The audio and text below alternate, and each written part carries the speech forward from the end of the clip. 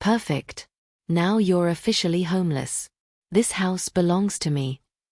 Brooklyn's words still echoed in the living room as I lifted my gaze from the papers I had just signed. Her smile was cruel, triumphant, as if she had won a prize that had always been hers. But I didn't tremble, I didn't cry, I only whispered with the calm of a person who already knew what was coming. Look at the last page, my Daukarte. In that moment, as her smile faltered, I knew that the past 6 months of silent observation, of pretending not to notice her intentions, of letting her believe she was smarter than her old mother, had been worth it. Because while she planned to steal my house, I had planned something much bigger. A silence spread between us like a crack deepening.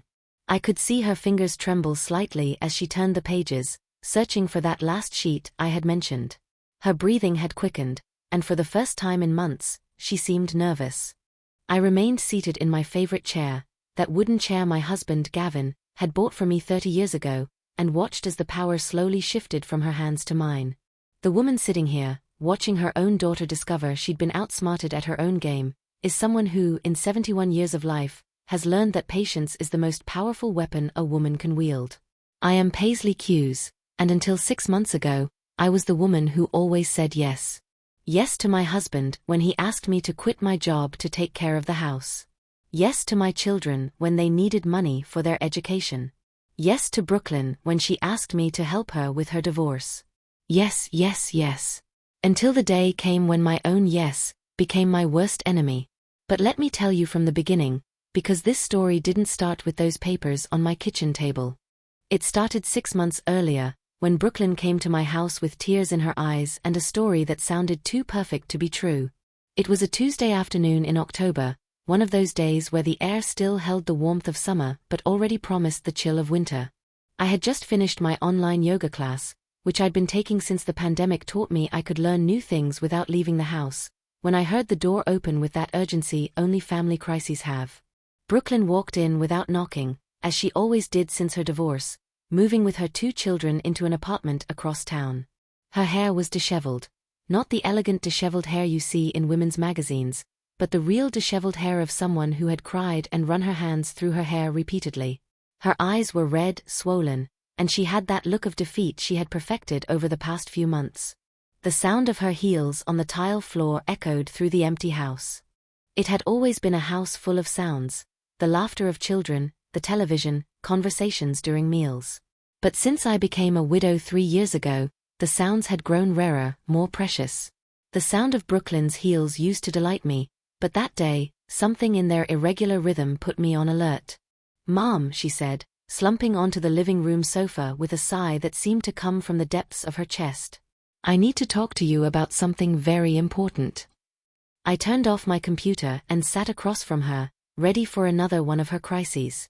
In the past 3 years, since she separated from Gavin, these conversations had become routine, like bedtime prayers. She always needed something. Money for rent, money for the kids' school, money to fix her car, and I always gave it to her, because that's what mothers do, isn't it? Because at the end of the day, when everyone else is gone, we are the ones responsible for making everything work, for everyone being well, for the family remaining a family. "What's happened now, my daughter?" I asked, although I already knew the answer would somehow involve money. It was always money, or problems that were solved with money, or favors that ended up costing money. "Mom, I'm really worried about you," she began, and those words surprised me like a gentle but unexpected blow. I hadn't expected the conversation to be about me. It had been so long since our conversations revolved around her needs, her problems, her complicated life, that my name on her lips with that worried tone completely disarmed me. "Yesterday I spoke with Stella at the bank. Do you remember her? She was my classmate in high school." I nodded, although I vaguely remembered Stella, a thin girl with braces who used to come to our house to do homework when Brooklyn was 15. "She works at the bank now," Brooklyn had told me in an earlier conversation. She told me there are a lot of scammers taking advantage of older people, coming to their homes, pretending to be government officials or bank employees, and stealing everything from them. "Mom, I can't sleep thinking something like that could happen to you." The way she said it, with that broken voice and those eyes full of concern, touched my heart in a way I hadn't felt in a long time. My daughter was worried about me. After so long of me being the one to worry about her, there was finally room for her to care for her mother. It was as if the roles had reversed. And for a moment, I felt like the child I had been so many years ago, when my own mother took care of me and protected me from the world. "Don't worry, Brooklyn," I said, taking her hand in mine. Her fingers were cold, as they always were when she was nervous. "I'm very careful. I never open the door to strangers, and if someone calls asking for information, I always say no." "But Mom, it's not just that," she insisted. And now her voice had that urgency that reminded me of how she was as a little child, begging me to buy her something she saw on television.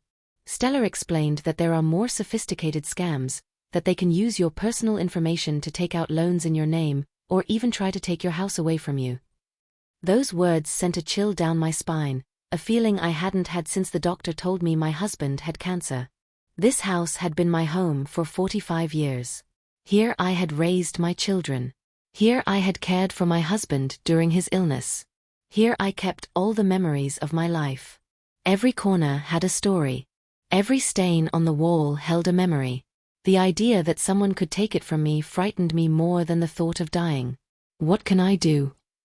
I asked. And I saw her eyes light up slightly, like when she was a child and convinced me to do something she knew she shouldn't ask me for. "Well, Stella told me there are ways to protect your assets, that you can transfer them to the name of a trusted person, a family member, so no one else can touch them. It would only be temporary, just to protect you." In that moment, something stirred within me. It wasn't exactly distrust, but more of a strange feeling, like sensing someone watching you but not being able to see who.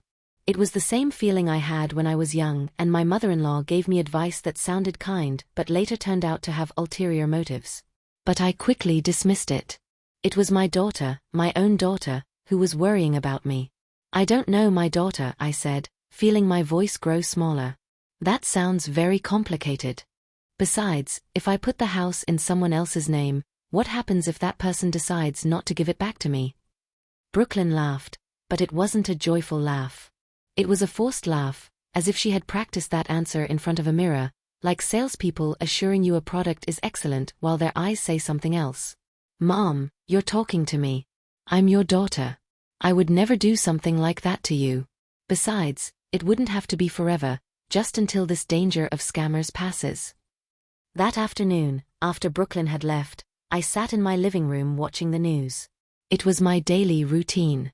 After dinner, I would sit in my favorite armchair with a cup of chamomile tea and watch the 6 o'clock news. But that day, for the first time in years, I couldn't focus on what was being said. Brooklyn's words spun in my head like a broken record. My phone rang, and I saw it was a message from my granddaughter, Kennedy, Brooklyn's older daughter. "Grandma, can you send me $50 for my school project? Mom says she won't have any money until Friday." The message was accompanied by 3 sad face emojis and a heart. Kennedy had learned the art of asking for money with an angelic face well from her mother. I sent her the money immediately, as I always did. But as I typed my reply, something became clear to me. Brooklyn had told me she was worried about my financial security, about the scammers who might steal from me, but at the same time, she and her children regularly asked me for money. Wasn't that contradictory? In the following weeks, Brooklyn kept returning to the subject, always with the same concern, always with the same urgency. She brought me newspaper clippings about scams against older people. She sent me text messages with news about identity theft. She called me to tell me stories about her friends who had been victims of fraud. "Mom, look," she said, showing me her phone.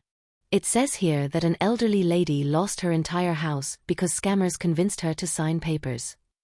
Each story was more frightening than the last. Each message made me feel more vulnerable, more defenseless. Slowly, almost imperceptibly, I began to feel that I was indeed in danger, that my house, my security, my future were threatened by invisible forces I couldn't control. And there was Brooklyn, my daughter, offering me a solution. But there was still something that bothered me, something I couldn't quite define. It was the way Brooklyn looked at me when she talked about protecting my assets, as if she knew something I didn't, as if she were in a play and I were the only one who didn't have the script. One morning, while I was preparing my breakfast, I received a call from my sister, Peyton, who lives in Chicago. Peyton is 5 years younger than me, but she had always been the most practical of us two. Paisley, how are you? We haven't spoken in weeks, she said with that cheerful voice that always brightened my day. Good, sister, I'm here worrying about things I perhaps shouldn't be worrying about, I replied. And before I knew it, I told her everything about Brooklyn's concerns and her suggestion to protect my assets. Peyton listened silently, and when I finished speaking, there was a long pause on the other end of the line. Paisley, she finally said. Don't you find it strange that Brooklyn, just now, when she's having financial problems, suddenly shows up with this concern for your financial security? Her words hit me like cold water. What do you mean, sister? You've always been very careful with money. You've never been a victim of scams. Why would you suddenly be in danger now? And more importantly, why would the solution be to put everything in Brooklyn's name? That night, I couldn't sleep. Peyton's words echoed in my head, mixing with Brooklyn's worried tears, with her stories of scammers, with her insistence that I was in danger. For the first time in weeks, I tried to look at the situation from the outside, as if it were someone else's story. If my neighbor told me that her daughter, who was having financial problems, had suddenly become very concerned about her financial security and had suggested putting all her assets in her name to protect her, what would I advise her? The answer came clearly and painfully to me. I would tell her to be careful, that it sounded like manipulation. The next morning, I did something I hadn't done in months. Instead of waiting for Brooklyn to call or visit, I visited her. I arrived unannounced at her apartment with a box of pastries from the bakery she liked as a child. Mom, what a surprise, she said as she opened the door, but I could see it wasn't a pleasant surprise. There was something in her expression, a tension she tried to hide. Her apartment was messier than usual. Boxes were piled in one corner, and several papers that looked like bills were scattered on the kitchen table. Kennedy and Parker, my grandchildren, were in their rooms, probably doing homework. How are the kids? I asked, trying to keep the conversation light. Fine, Mom. Kennedy needs new glasses, and Parker wants to join the school soccer team. But her voice trailed off, and I saw her eyes wander to the papers on the table. But what? My daughter, everything costs money, Mom. The glasses, the soccer equipment, the rent, which has gone up again. Sometimes I feel like I can't manage all this. For the first time in weeks, I saw my real daughter, not the woman who worried about my safety and had visited me. I saw the single mother struggling to make ends meet, who got up every day to face a world that was increasingly expensive and difficult. Brooklyn, I said, taking her hand, if you need help, you just have to ask me. I've always helped you, and I always will, but you don't have to invent stories about scammers to get me to give you money. Her face changed instantly. The mask of concern disappeared, and for a moment I saw panic in her eyes. I don't know what you're talking about, Mom. I didn't invent anything. I'm really worried about you, my daughter. I'm 71 years old. I'm not foolish. I know when someone is lying to me, even if that person is my own daughter. A tense silence spread between us. I could hear the wall clock ticking, the sound of the neighbor's television, the voices of my grandchildren in their rooms. Fine, she finally said, and her voice sounded different, harsher. I need money. A lot of money. And not just for normal expenses. What else for? I'm in debt, Mom. Debt I hadn't told you about. When I got divorced, Gavin kept everything, and I had to borrow money to move with the kids. Now I'm being charged interest that I can't pay. Finally, the truth. After weeks of stories about scammers and worries about my safety, the real, naked truth. How much do you need? I asked. Mom, it's not just about how much I need now. It's that I will continue to need it. The children are growing up. They'll want to go to college. They'll need so many things, and I can't give them to them. Then you ask for help when you need it. That's what I'm here for. But Mom, you won't live forever, she said. And those words hurt me more than I had expected. What will happen to the children when you're no longer here? What will happen to me? There it was, the conversation every widowed mother fears. The conversation about death, about inheritance, about the future without her. Brooklyn, when I die, you and your brother will inherit everything I have. It's in my will. But Mom, that could be many years from now. The children need me now. I need you now. The trap was slowly closing. It was no longer about protecting me from scammers. It was about her needing my money and my house now, not after my death. So, what do you suggest? I asked, although I already knew the answer. That you put the house in my name now. Then I could take out a loan, use the house as collateral, pay off my debts, and when you pass, there wouldn't be any legal problems or complicated formalities. There it was, finally, the true proposal. Not protection from scammers, but a loan with my house as collateral. My home for 45 years, becoming a way to pay my daughter's debts. I need to think about it, I said, standing up to leave. Mom, there's not much time left. The interest is going up every day.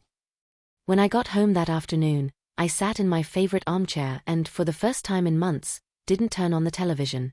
I just sat there in silence, thinking about everything that had happened, about the lies, the half-truths, the manipulation disguised as filial love. And that's when I decided it was time to call Peyton. Peyton had always been the most direct person I knew. When we worked together at the accounting firm over 20 years ago, she was the only one who dared to tell the bosses when they were wrong. She was the only one who didn't smile if she didn't feel like smiling. That's why I knew, when I dialed her number that night, that she would tell me exactly what she thought, without pretense or white lies. Paisley, how's it going? You haven't called me in a long time, she said when she picked up. Her voice sounded as always, strong and confident. Peyton, I need your help with something very important, but no one else can know, especially not Brooklyn. Paisley, what's wrong? She asked, and I could hear her turning down the volume of her television. I think my daughter is planning something against me, I said. And for the first time in weeks, I felt like I could breathe freely. I told her everything. Brooklyn's visits, the stories about scammers, the suggestion to put the house in her name, and finally, the conversation that afternoon where she had admitted she needed money to pay debts. Peyton listened without interrupting, and when I finished, there was a long silence. Paisley, she finally said, what do you feel in your heart about all this? I feel like my daughter is lying to me. I feel like she's trying to manipulate me, but I also feel like a bad mother for thinking that. You're a mother who has given everything for her children her whole life. That doesn't make you a bad mother. It makes you human.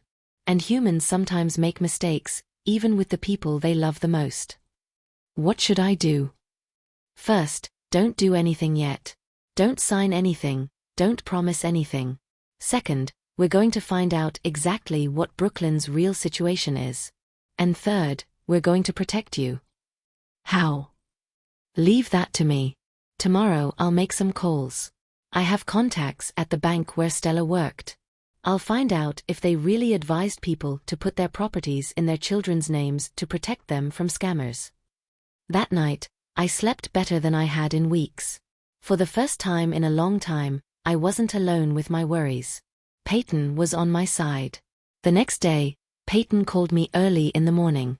Paisley, I spoke with 3 people from the bank. None of them ever heard of advising people to put properties in the names of family members to protect them from scammers. In fact, they told me that's the exact opposite of what they recommend. What do you mean? That the story Brooklyn told you about Stella from the bank is a lie. The bank never gives such advice. I felt as if I had been slapped. It was one thing to suspect my daughter was lying to me, and quite another to have confirmation. But that's not all, Peyton continued. I also did some other research. Did you know that Brooklyn applied for a loan at the bank 2 months ago, and it was rejected? No, I didn't know that. They asked for collateral she couldn't provide, specifically a property. Everything began to make sense. Brooklyn hadn't invented the scammer story by chance. She had invented a story that led her exactly where she needed to go, to get me to put my house in her name so she could use it as collateral for a loan. Peyton, what do I do? She's my daughter. I can't just let her go under. No one is asking you to let her go under. But you also can't let her drag you under. Paisley, if you put your house in Brooklyn's name and she takes out a loan using the house as collateral, do you know what happens if she can't pay? No. The bank keeps your house, Paisley, your home of years. Those words sent a chill down my spine.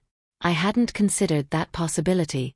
In my mind, helping Brooklyn meant she would give me the house back after her problems were solved. But Peyton was right. If Brooklyn couldn't pay the loan, the bank would take my house. So, what do you suggest I do?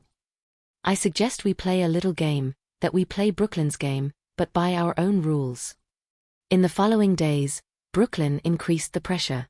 Me every morning to ask if I had made a decision.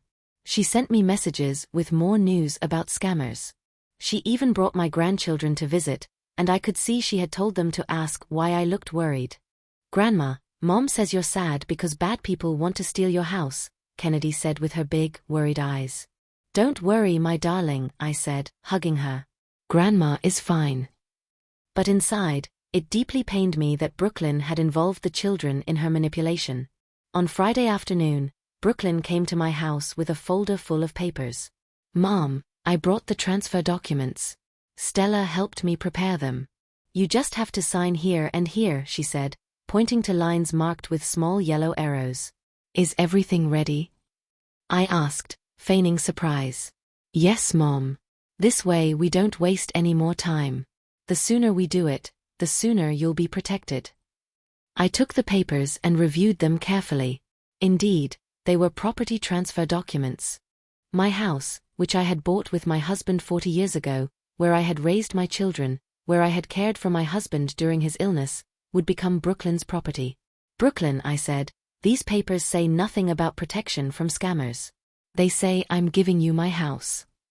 "Well, technically, the house would be in my name, but only to protect you. I've already explained it to you.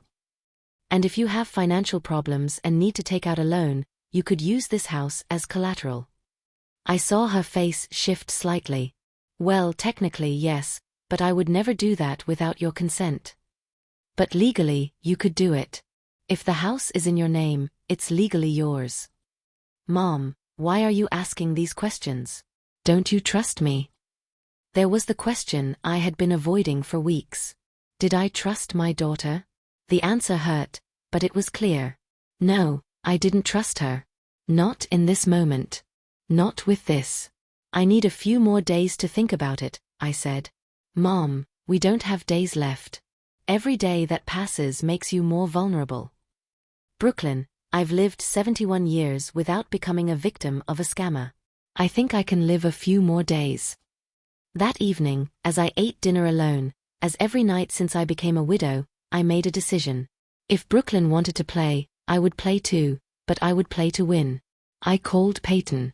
"Are you sure you want to do this?" she asked. "Completely sure."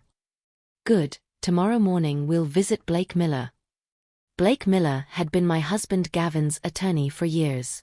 He was a trustworthy, older man who had handled our will and some legal matters when we bought the house. If anyone could help me protect myself from my own daughter, it was him. On Saturday morning, Peyton picked me up, and we went to Blake's office together. I explained the whole situation to him. Brooklyn's lies, the pressure to sign the papers, my suspicions about her true intentions. "Mrs. Hughes," Blake said after listening to me, "what your daughter is doing has a legal name, elder financial abuse. It's a crime, but she's my daughter, and that makes it even more painful, but no less criminal. However, I understand that you don't want to take legal action against her. What do you want to do?" "I want to protect myself, but I also want to teach her a lesson. I want her to understand that her mother is not a foolish old woman who can be manipulated." Blake smiled for the first time since we had arrived. "I think I have exactly what you need." In the next 2 hours, Blake explained a plan that was simple but brilliant.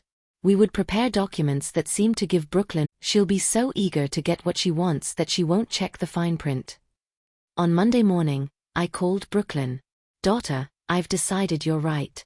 I want to protect my assets. You can come this afternoon to sign the papers." "Mom, how wonderful. I'll be right over." "No, better in the afternoon.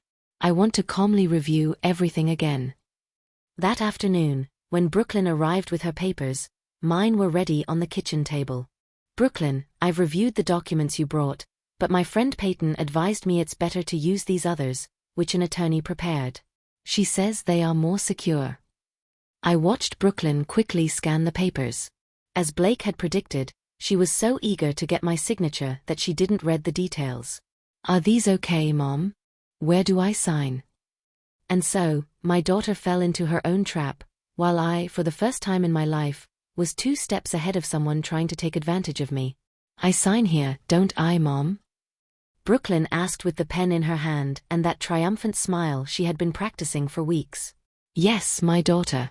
I sign here, I replied, pointing to the line Blake had marked for me. I wrote my name on the paper with the same calm with which I had signed thousands of documents in my life: bills, receipts, birthday cards for my grandchildren. But this signature was different. This signature was my silent declaration of war. Brooklyn took the papers immediately after I wrote my name. She folded them quickly and put them in her bag, as if afraid I would change my mind. Thank you, Mom. You don't know how calm I feel knowing you're protected now, she said, giving me a hug that felt strangely artificial. You're welcome, my daughter. You always do what you have to do for family. After she left, I sat in my favorite armchair and waited. I knew the call would come soon. Blake had explained that banks checked these documents quickly when someone presented them to apply for a loan.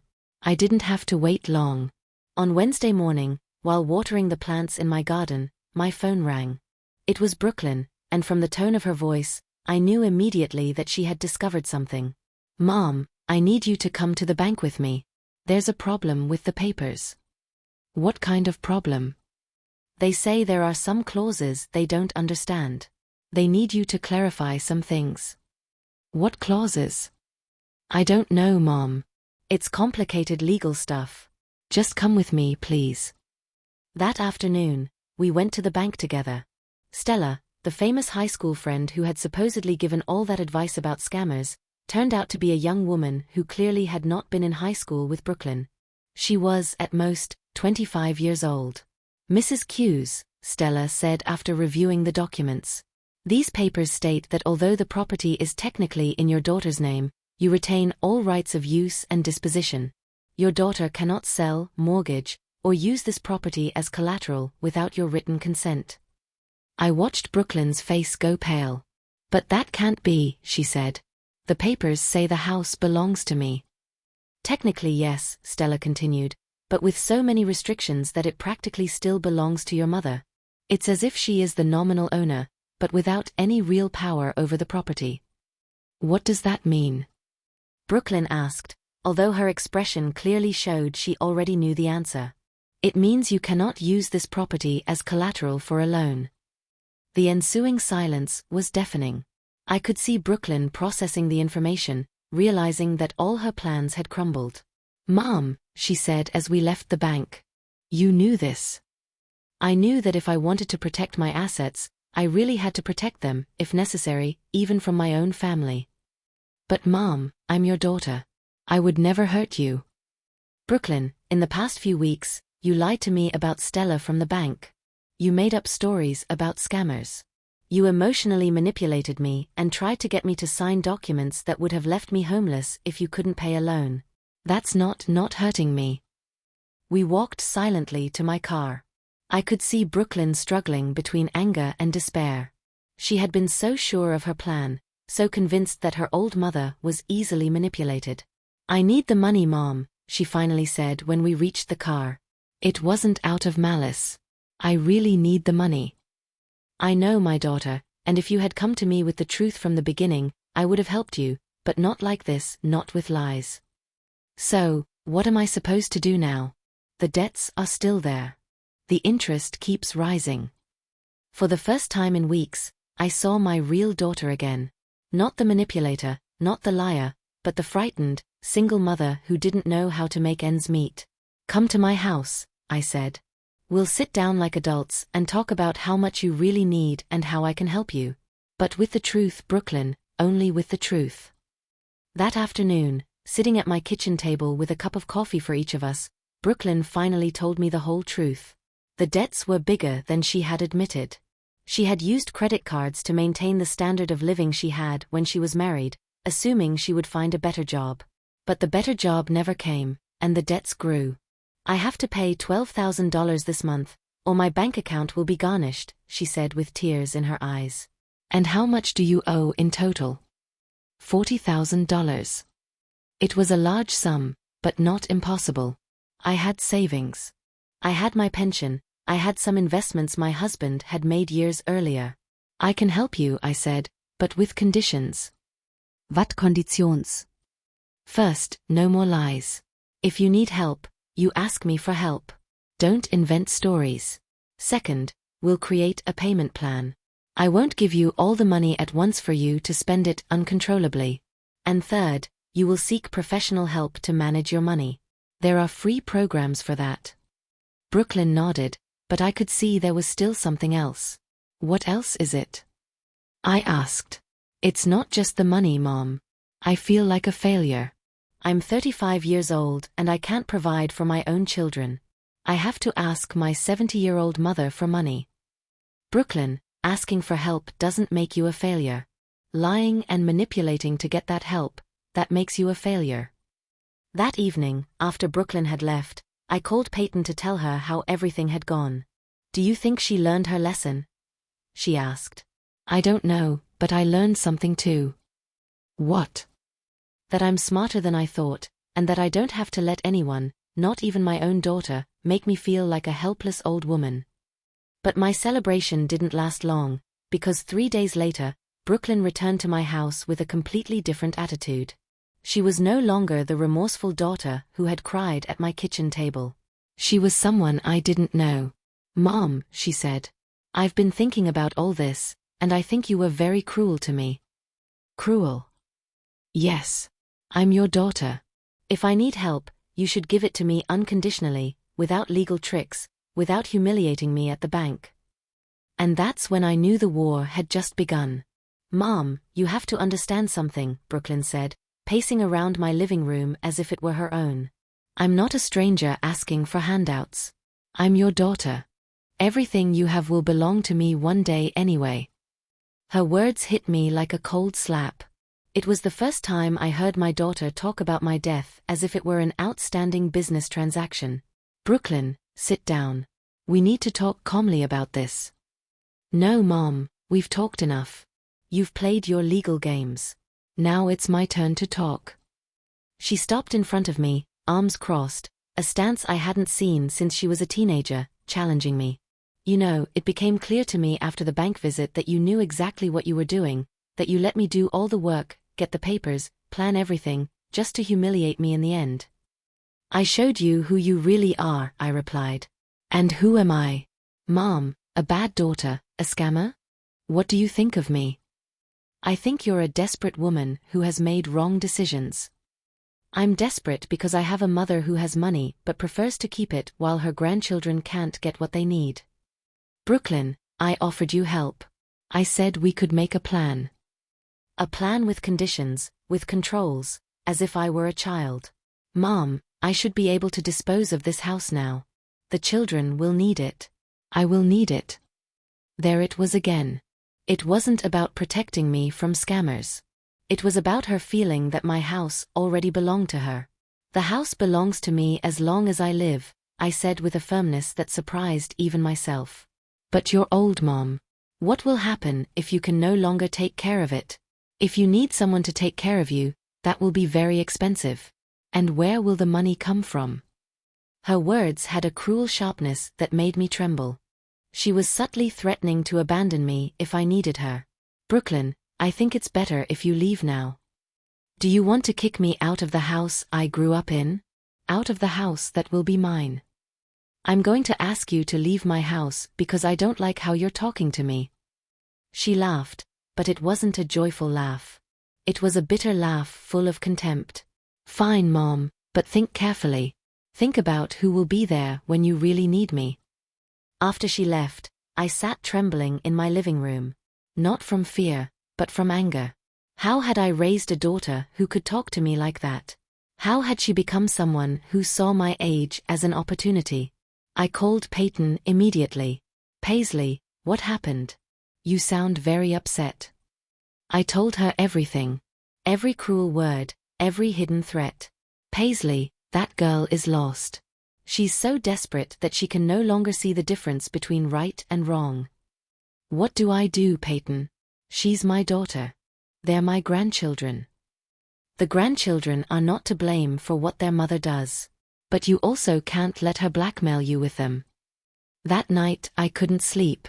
Brooklyn's words spun in my head. You're old, Mom. Who will be there when you really need me? For the first time since I became a widow, I truly felt alone. My daughter, the person who should love me unconditionally, saw me as an obstacle between her and my money. The next day, I decided to do something I hadn't done in years. I called my son, Carson, who lives in the United States. Carson and I didn't talk much since he moved, but we had always had an honest relationship. Mom, what a surprise. How are you? Good, son, but I need to ask you something. Has Brooklyn told you anything about financial problems? There was a long pause on the other end of the line. Mom, what's wrong? I told him everything. The lies, the manipulation, the suggestion to transfer the house, the hidden threats. Mom, Brooklyn called me 2 weeks ago. She told me you were starting to have memory problems, that you were making strange decisions with money. I gasped. What did you say? I told her if she was worried, she should contact you herself, Mom. Is that true? Are you having memory problems? No, Carson, I'm perfectly fine. Your sister is making that up because she didn't get what she wanted. This is serious, Mom. If Brooklyn says you have mental health problems, she could be setting the stage for something worse. What do you mean? She could be preparing to get legal guardianship over you, to declare you incompetent to manage your own affairs. Those words frightened me more than all the previous threats. Guardianship would mean Brooklyn would have legal control over my money, my house, my medical decisions. It would be like being dead while alive. Carson, what can I do? First, go to the doctor, get all the necessary tests to prove you're perfectly fine. Second, document everything that has happened. And third, Mom, consider talking to an attorney about changing your will. I don't want to disinherit your sister. It's not about disinheriting her. It's about protecting you while you're alive. That afternoon, I went to my longtime doctor, Dr. Adams. I explained the situation and asked him to perform all necessary tests to prove that my mind was completely clear. Mrs. Hughes, Dr. Adams said after examining me, you are in excellent mental condition for your age. Your memory is good, your thinking ability is good, and you are definitely capable of making your own decisions. Doctor, can you give me a document stating that? Of course. And I will also recommend that you see a specialist for a more comprehensive assessment, just so you have all the necessary documentation. In the following days, I became a woman with a mission. I visited specialists, collected medical documents, kept a detailed diary of everything that had happened with Brooklyn. Blake helped me organize everything legally.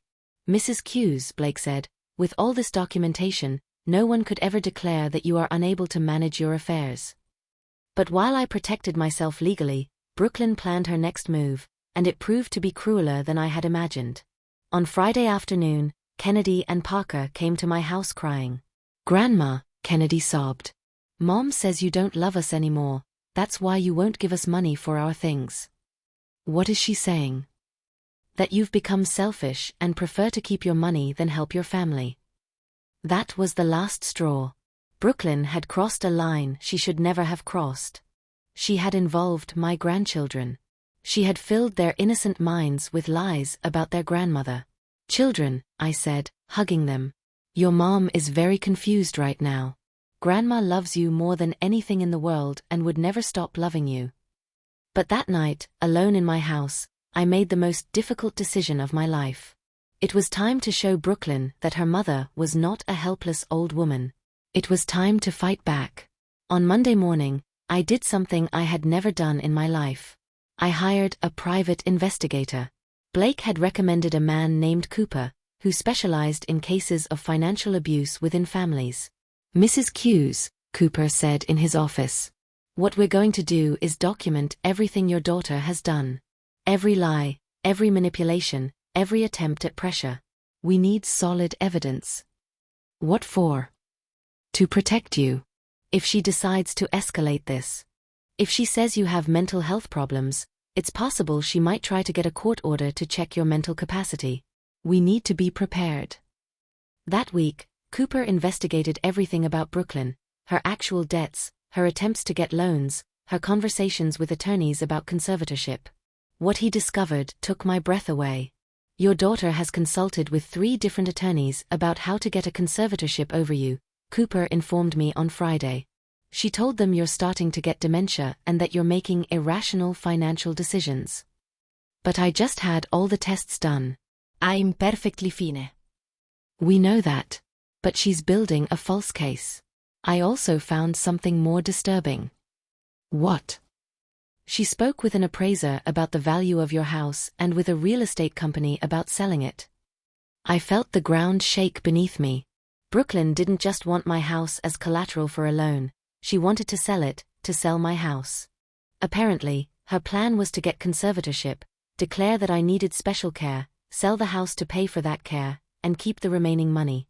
It was worse than I had imagined. My own daughter had planned not only to steal my house but to put me somewhere and keep all my money. What do I do now? I asked Cooper. Now we're going to teach her a lesson she'll never forget. That afternoon, Brooklyn came to my house, accompanied by a man I didn't know. Mom, I'd like to introduce you to Dr. Miller. He's a specialist in memory problems. He came to ask you some questions. I don't need a specialist, I said. My doctor says I'm perfectly fine. Dr. Miller approached with a condescending smile that made my blood boil. Mrs. Hughes, we just want to make sure you're getting the care you need. Can you tell me what day it is today? Dr. Miller, I said in my firmest voice, before I answer your questions, I want to see your medical license and know who is paying for this consultation. I saw Brooklyn and the doctor exchange nervous glances. Ma'am, this is just an informal assessment, he said. Nothing in my house is informal, doctor. And definitely nothing concerning my mental health is informal. At that moment, the doorbell rang. It was Blake, who had arrived exactly as planned. Good afternoon, Blake said as he entered the living room. I am Mrs. Hughes's attorney. May I ask what's going on here? Dr. Miller went pale. We were just... Doctor, Blake interrupted. Do you have the legal authority to assess my client? Do you have a court order? No, but... Then I suggest you leave immediately. And Blake turned to my daughter. You must leave too. This is my mother's house. Brooklyn shouted. And her mother is asking you to leave, Blake replied calmly. After they left, Blake and I sat in my living room. How did you know they would come today? I asked. Cooper was monitoring your daughter. We knew she had hired this fake doctor to try to get evidence that you're mentally incapacitated. Fake doctor? Cooper investigated. The man claims to be a psychiatrist but only has a license as a marriage counselor. He is not qualified to diagnose dementia. That night, alone in my house, I realized I no longer recognized my daughter. The woman I had raised, fed, nursed when she was sick, had become a stranger, willing to destroy my life for money. But I also realized something else. I was stronger than I had believed. For weeks, I had felt like Brooklyn's victim. But now I understood that I had power. I had intelligence, I had resources, I had loyal friends like Peyton and professionals like Blake who supported me. The next day, I did something Brooklyn never expected. I summoned her to Blake's office for a family meeting. Why should I come there? She asked on the phone. To talk about family. I think it's time for an honest conversation. Mom, if you want to talk, we can talk at your house. No, Brooklyn, this conversation will take place on neutral ground, with witnesses. On Wednesday afternoon, Brooklyn arrived at Blake's office with an attorney she had hired. I was there with Blake, Cooper the detective, and Peyton as a witness. Brooklyn, I began. In recent weeks, you have lied, manipulated, and threatened. You tried to steal my house. You invented stories about my mental health and used your own children to emotionally blackmail me. Mom, I'm not finished talking. My voice sounded different, stronger, more authoritative. Cooper here has documented everything you've done. Your consultations with attorneys about conservatorship, your conversations with appraisers and real estate companies, your attempt to use a fake doctor to declare me incompetent. I watched Brooklyn's face grow paler and paler. Now you will hear my conditions, I continued. First, you will stop telling people I have mental health problems. Second, you will stop involving my grandchildren in your financial problems. Third, you will not come to my house until I invite you. And if I don't agree? She asked, though her voice trembled. If you don't agree, Cooper will send his entire investigation to the district attorney's office. What you've done is called elder financial abuse, and it's a serious crime. You can't do this to me. I'm your daughter. You are my daughter, and that's why I'm giving you a chance to do the right thing. But if you continue down this path, I will defend myself against you, as I would defend myself against anyone who tries to hurt me. The silence in the office was tense. I could see Brooklyn struggling between pride and fear. Fine, she finally said, but I want you to know that this will destroy our relationship. Brooklyn, I said, standing up to leave. Our relationship was destroyed the day you decided that my money was more important than my well-being. That night, for the first time in months, I slept deeply. I had won the battle, but I knew the war wasn't over. For 3 weeks, Brooklyn kept the agreement. She didn't call me, didn't come to my house, and, according to Cooper, had no further consultations with attorneys. I began to think that perhaps she had learned her lesson, that perhaps we could rebuild our relationship on more honest foundations, but I was wrong. One Tuesday morning, while I was having breakfast and checking my text messages, I received a call from Parker's school. Mrs. Hughes, I'm the principal of Parker's school. We urgently need to speak with you. What happened? Is Parker okay? Parker is physically fine, but we are concerned about his family situation. Yesterday, he told his teacher that his grandmother doesn't love them anymore, and that's why his mother can't pay for his school supplies. I felt as if a knife had been plunged into my heart. Brooklyn was using Parker to manipulate the school, probably hoping they would call me to ask for money. Principal, can I come in this afternoon to speak with you? Of course, Mrs. Hughes. We are very concerned about the child's emotional well-being. That afternoon, I went to the school and spoke at length with the principal. I explained the true situation, that Brooklyn had lied about financial problems to manipulate me, and that she was now using the children as emotional weapons. Mrs. Hughes, this is very delicate. We cannot intervene in family matters, but we can help protect Parker's well-being. What do you suggest? That you speak directly with the child, that you explain the situation to him in an age-appropriate way. Children need stability, and these lies confuse them. As I left the school, I made a decision that I knew Brooklyn would not forgive me for. I drove directly to the apartment where she lived with the children. I knocked on the door, and Kennedy opened it. Grandma! She cried, hugging me. Mom said we weren't allowed to see you anymore. Where's your mom?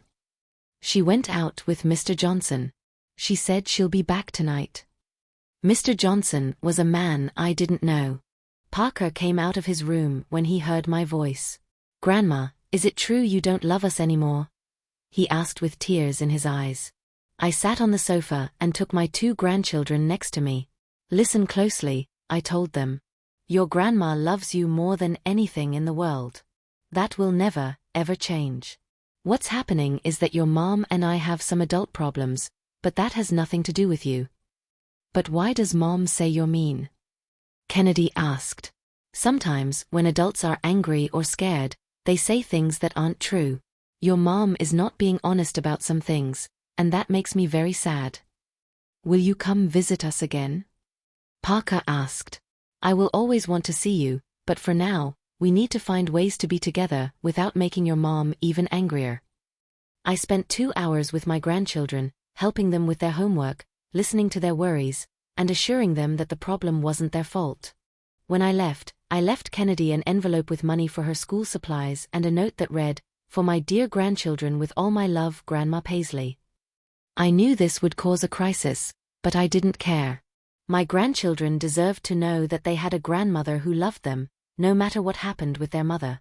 The call came that evening at 10 o'clock. "How dare you go into my house without my permission?" Brooklyn screamed at me on the phone. "The children are my grandchildren. I have the right to see them." "You have no right. They are my children, and they are children who are suffering because their mother is using them as pawns in an adult game. Mom, if you go near my children again without my permission, I will get a restraining order against you. Do it, Brooklyn, but consider if you go to court, I will go too, and I will bring all the evidence of what you've done." "You're threatening me." "I'm telling you the truth. If you want to escalate this, I'm ready. But think carefully. Do you really want a judge to know how you've treated your mother?" After hanging up, I called Peyton. "Paisley, are you sure you want to go this far?" "Peyton, these children are being emotionally harmed. Kennedy asked me if it was true that I no longer loved them. How can a mother do that to her own children?" "You're right, but be careful. When someone is as desperate as Brooklyn, they can do unpredictable things." Peyton was right. The next day, Brooklyn did something I hadn't expected.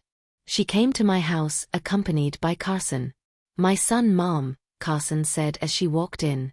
"Brooklyn has told me some very disturbing things. She says you've been acting strangely, that you've hired private investigators, that you've threatened to sue her." "She told you that?" "She said she's very worried about you, that she thinks someone is influencing you to act against your own family."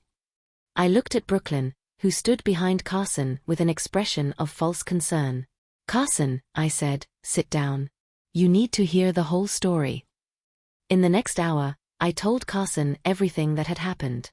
The lies about the scammers, the attempt to steal my house, the threats, the manipulation of the children. Carson listened silently, and I could see his expression change from concern to shock, and finally to anger. "Brooklyn," he finally said to his sister, "is all this true?" "Carson, Mom is exaggerating. I was just trying to protect her." "Protect her? By lying about bank advisors? Protect her by trying to get her to sign papers to transfer her house? She would have lost everything." "She wouldn't have lost anything. You wanted to take it from her." For the first time in months, I didn't feel alone in this fight. Carson finally understood what was going on. "Brooklyn," he said, "this is inexcusable. I can't believe you went this far." "You're turning against me too?" Brooklyn shouted. "I'm not turning against you. I'm taking the side of what's right, and what you've done is very wrong." "Fine." Brooklyn shouted. Everyone against Brooklyn, the perfect mother and the perfect son against the problematic daughter. "Brooklyn," I said, "no one is against you.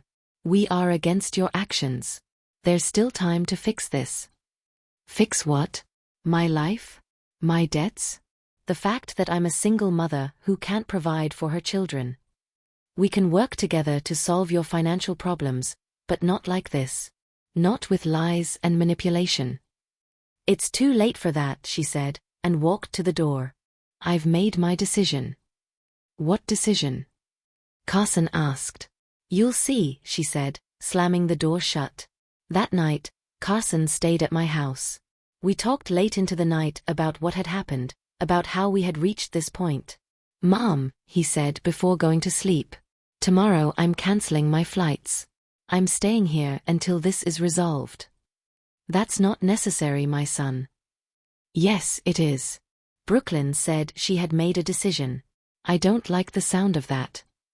Carson was right to worry, because Brooklyn's decision proved to be more drastic than any of us had imagined.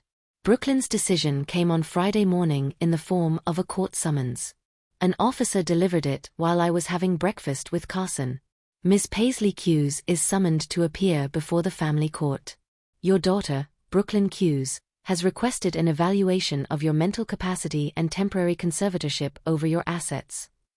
Carson took the papers from my trembling hands and read them aloud. "It says Brooklyn claims you have a severe cognitive impairment, that you've been making irrational financial decisions, and that you pose a danger to yourself." I felt the world collapse around me. My own daughter had brought this to court. She had decided to publicly destroy my reputation and my dignity, just to gain control of my money. "It also says," Carson continued, that as evidence of impairment, she cites the fact that you hired private investigators to follow your own family, that you confusingly changed legal documents, and that you acted paranoically and aggressively. She's using everything I've done to protect myself as proof that I'm crazy, I muttered. Mom, calm down. We have all the medical records to prove you're perfectly fine. I called Blake immediately. Mrs. Hughes, we expected this. Cooper and I have prepared for this possibility. We have a solid case. But what if the judge believes her? He won't believe her. We have Cooper's recordings where she admits she made up the scammer story, that she lied about the bank's advice, and that she needed your house as collateral for a loan. We have the medical reports, and we have evidence of all her manipulation attempts. The hearing was set for the following Tuesday. Over the weekend, Blake, Cooper, and I prepared meticulously. Vi organiserat ever document, ever recording, ever piece of evidence of Brooklyn's manipulation. What we're going to do, Blake explained, is prove that Brooklyn is the one with the problems, not you. That this entire accusation is a last, desperate attempt to gain control of your assets. On Monday evening, I couldn't sleep. The idea of standing in court, of a judge evaluating my mental health, of my private life being made public, terrified me. Carson stayed with me that night. Mom, tomorrow I'll be with you. And once we get through this, Brooklyn will understand that she made the biggest mistake of her life. On Tuesday morning, we arrived at the courthouse. It was a cold building, full of sad people and lawyers with briefcases. Brooklyn was there with her attorney, and for the first time in months, I was afraid to see her. She looked different, harder, as if she had crossed a line from which there was no turning back. Good morning, Mom, she said as I walked past her. Good morning, Brooklyn. I hope you understand that this is for your own good. I didn't answer. There was nothing more to say between us. The hearing began with Brooklyn's attorney presenting his case. He was an older man with a deep voice who spoke as if I weren't present. Your Honor, Ms. Paisley Hughes shows clear signs of cognitive impairment. She has begun to make irrational financial decisions, has developed paranoia towards her own family, and has hired private investigators to spy on her loved ones. She has changed important legal documents in a confusing and contradictory manner. She has threatened her daughter with baseless legal action and has begun to isolate her grandchildren, emotionally traumatizing them. My client, her loving daughter, is merely trying to protect her mother from herself before she causes irreparable damage to her assets and her family. These words hurt me more than I had expected. Every real fact had been twisted to make me look like a paranoid and confused old woman. Then it was Blake's turn. Your Honor, what we will prove today is that Ms. Paisley Hughes is not only fully of sound mind but is an intelligent woman who successfully protected herself from a clear attempt at financial abuse by her own daughter. Blake began by presenting my medical reports. 3 different doctors had certified that my mental capacity was perfect for my age.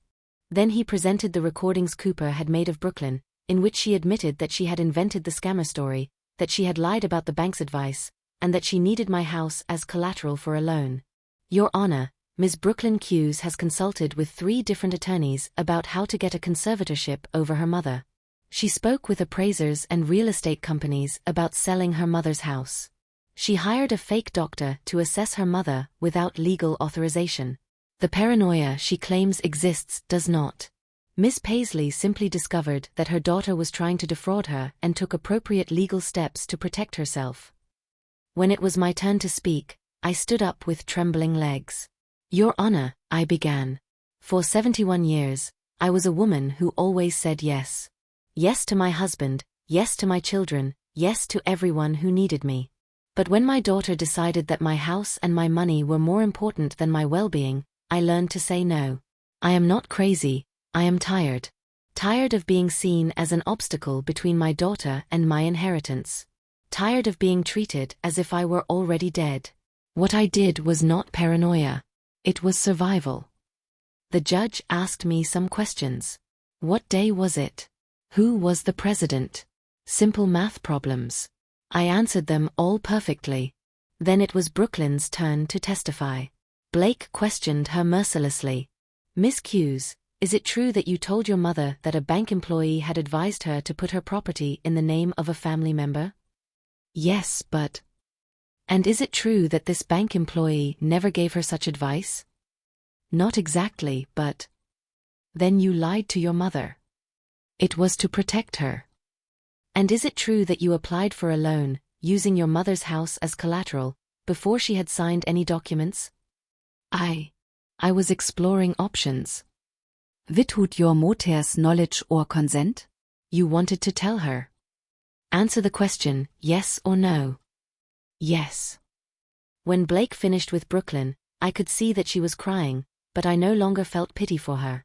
She had chosen this path. The judge retired for an hour to deliberate. It was the longest hour of my life. When he returned, his verdict was clear. The court finds that Ms. Paisley Hughes is fully in possession of her mental faculties. Not only that, but she also demonstrated exceptional intelligence and judgment by successfully protecting herself from a clear attempt at financial abuse. The petition for conservatorship is denied.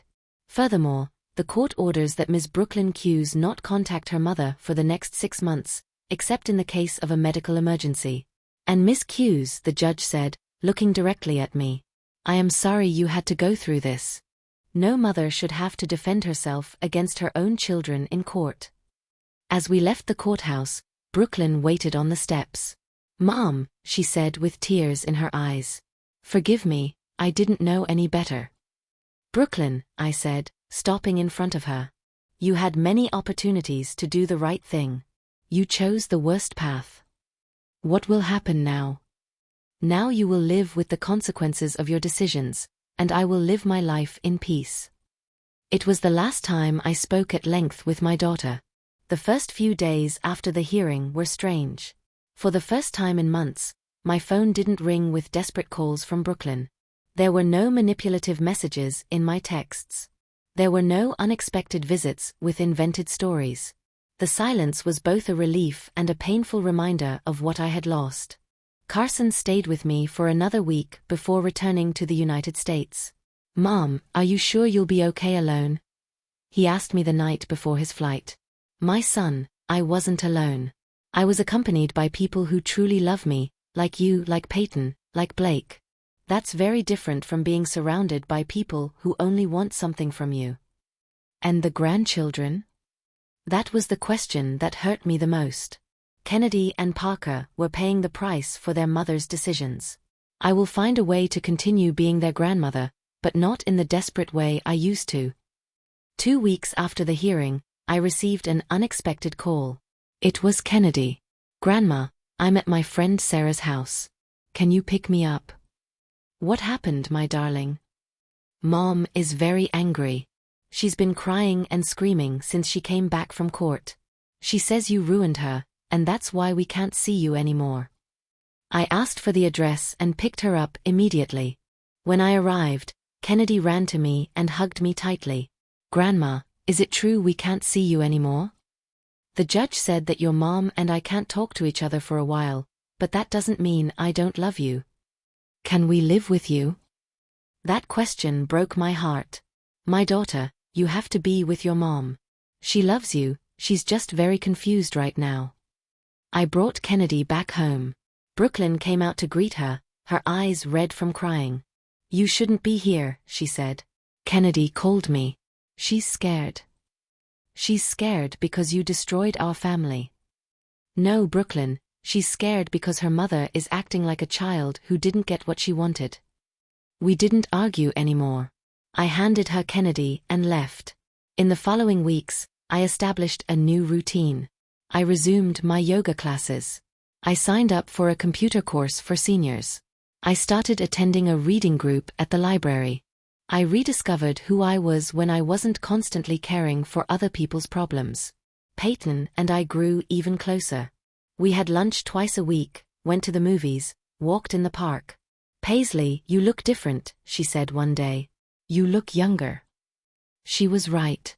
I felt lighter, as if I had been carrying a burden for years without realizing it. A month later, Blake called me with interesting news.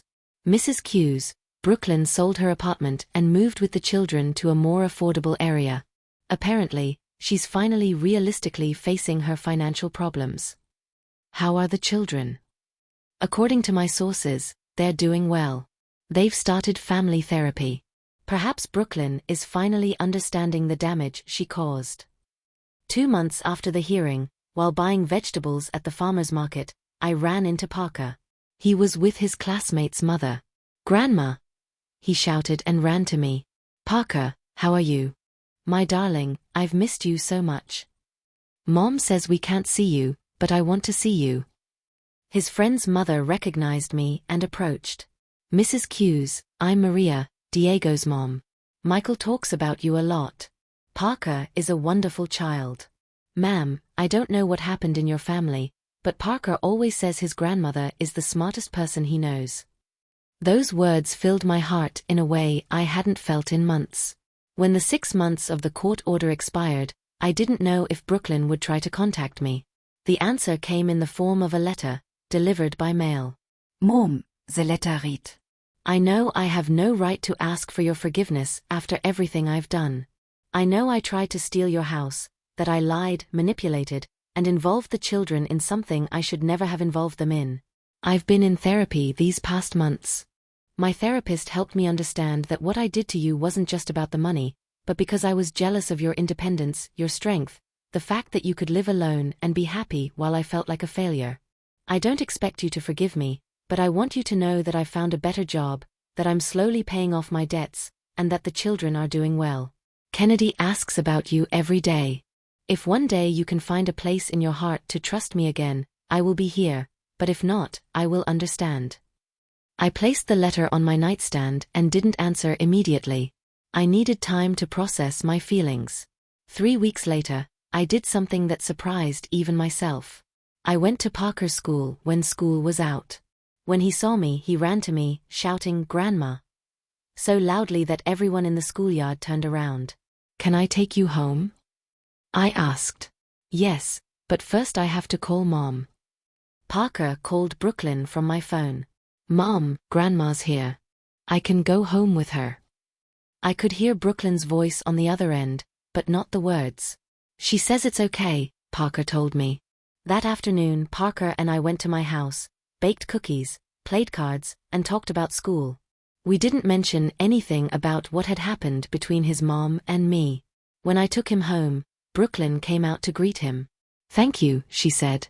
"He's just my grandson," I replied. "Mom, can we talk someday?" "Someday," I said, "when we are both ready." Now, 6 months later, I see my grandchildren once a week. Brooklyn and I greet each other politely when we meet, but we haven't had that deep conversation we both know we need to have. Perhaps one day we will, perhaps not. I've learned that I can't control other people's decisions, not even my own daughter's. What I can control is my own life, and for the first time in many years, I am living for myself. This morning, I woke up at 7, had a quiet breakfast while reading the news on my tablet, and then took a selfie to send to my yoga class group chat. The photo shows a 71-year-old woman with a genuine smile, not the forced smile of a person trying to please everyone. Peyton replied immediately, "You look radiant, friend." And she was right. I look radiant because finally, after many years, I was the one who decided whom to care for, and I decided to care for myself. If you liked my story, you can support me by making a donation so I can write more stories. Thank you in advance. And you, what would you do in this person's place? I'd love to hear your opinion, so please share it in the comments. I'm always curious to know what you think. And also write to me where you heard this story. For more life stories like this, like the video and subscribe to my channel. Many other stories are waiting for you. With warm regards, until next time.